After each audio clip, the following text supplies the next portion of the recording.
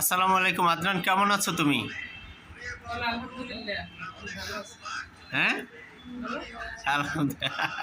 বলছে আদনানের device cosmetic খাতনা আমরা এইমাত্র শেষ করলাম, হয়তো বা 5 মিনিট আগে শেষ করেছি।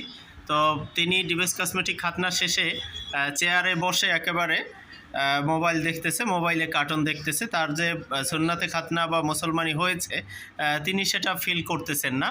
তো এই ডিভাইস কসমেটিক খাতনার সুবিধা হচ্ছে এই খাতনাটা করার সাথে সাথে তারা হাঁটতে পারে বা প্যান্ট পরতে পারে, কোনো ধরনের সমস্যা হয় না। খেলাধুলা, ওঠা বসা, খাবার দাবার, গোছল, এভরিথিং সব কিছুই সুন্দরভাবে করতে পারে।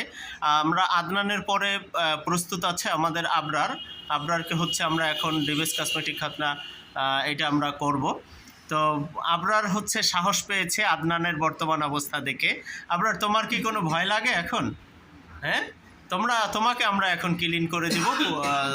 তুমি আবার 3-4 দিন পরে আসবা। আবরার, তুমি এখন কোনো ব্যথা আছে? এই যে তোমার মুসলমানি হয়েছে, তুমি নতুন লুঙ্গি পরেছো, কোনো ব্যথা আছে তোমার?